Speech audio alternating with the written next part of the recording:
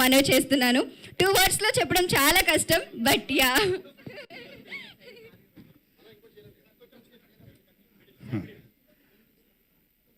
అందరికీ నమస్కారం అండి. ముందుగా హాస్య బ్రహ్మ మన బ్రహ్మానందం గారికి హృదయపూర్వక జన్మదిన శుభాకాంక్షలు. 70 అని నంబర్ చెప్పొద్దు, మనం ఇలా చెప్పుకుంటూ పోవాలి. ఎన్ని జన్మదినాలు మనం శుభాకాంక్షలు చెప్పేవాడిని కాదు, శతకం పైన చెప్తూనే ఉండాలి. చిరంజీవిగా ఆయన మనల్ని అందరినీ ఇంకా ఇంకా ఇంకా ఇంకా నవ్విస్తూనే ఉండాలి. ఆరోగ్యంగా హ్యాపీగా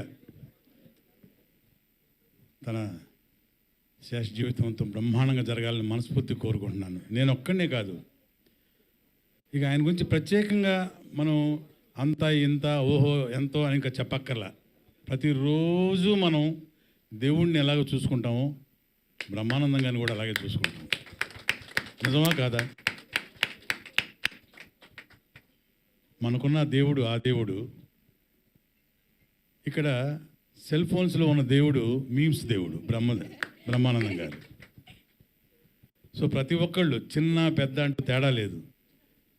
చిన్న పిల్లవాడి దగ్గర నుంచి ముసలోళ్ళ వరకు ఏజ్ డిఫరెన్స్ లేకుండా సెల్ ఫోన్ తీసుకున్నారంటే బ్రహ్మానందం గారి మీమ్స్ చూడాల్సిందే, బ్రహ్మానందం గారి కామెడీ పాట చూడాల్సిందే.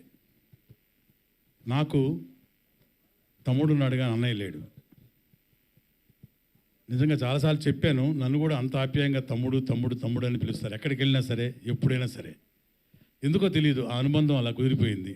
అది బహుశా మా నాన్నగారు గిరిబాబు గారి వల్ల, వాళ్ళిద్దరికి ఉన్న సాన్నిహిత్యం, వాళ్ళిద్దరికి ఉన్న ప్రేమ, మా ఫ్యామిలీకి వాళ్ళ ఫ్యామిలీకి ఉన్న అనుబంధం, ఇవన్నీ కలిసి వెరసి అనుకుంటాను. అదొక ప్రత్యేకమైన అభిమానం, అది ప్రేమ మా మీద. అలాగే నన్ను మనస్ఫూర్తిగా తమ్ముడు, ఒరే మా తమ్ముడు అని బయట వాళ్ళు పరిచయం చేసేప్పుడు కూడా, ఇక ప్రొఫెషనల్గా ఇక చెప్పేదే ఉంది. ఆర్టిస్టులు ఇక లొకేషన్స్లో కూర్చుంటే, ఆయనతో కూర్చుంటే ఇక మామూలే, నిజంగా ఆ రోజు వర్క్ చేసినట్టే ఉండదు. ఆ ప్రొడ్యూసర్కి చెప్పకూడదు, డబ్బులు ఇవ్వడు మళ్ళీ వర్క్ చేయలేదనుకుంటే.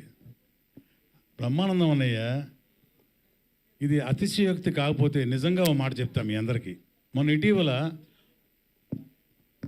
ఒక పెద్ద హాస్పిటల్ ఒక చీఫ్ డాక్టర్ని మామూలుగా ఫ్రెండ్లీగా కలిసాం. ఆ రోజు ఆయన అన్నారు, ఏమయ్యా మీ బ్రహ్మానందం గారు ఇప్పుడు కూడా బాగా బిజీగా ఉన్నట్టున్నారే అని. అవునండి చేస్తున్నారని హ్యాపీగా. వెరీ గుడ్ అయ్యా, మేము ఇచ్చే మందులతోటి మా పేషెంట్స్ బ్రతుకుతున్నారు, అది మామూలే. సైకలాజికల్గా మీ బ్రహ్మానందం గారి మీమ్స్ ఆ వీడియోస్ చూస్తూ పేషెంట్స్ వాళ్ళ జీవితాన్ని ఎక్స్టెండ్ చేసుకుంటున్నారనే అన్నాడు డాక్టర్. ఒక చీఫ్ డాక్టర్ చెప్పిన మాట. ఆయన ఒక్కరే కాదు, ఎవరైనా ఏ డాక్టర్స్ అయినా సరే పొద్దున్న నుంచి సాయంత్రం దాకా ఆపరేషన్లు చేసి సర్జరీలు చేసి సాయంత్రం 9-10 ఇంటికి వచ్చి మేము చూసేది ఈ కామెడీ. బ్రహ్మానందం గారి 5-6 సీన్లు చూసి పడుకుంటామయ్యా, మాకు రిలాక్సేషన్, పొద్దున్నే హ్యాపీగా సర్జరీస్కి వెళ్తాం మనం అన్నాడు.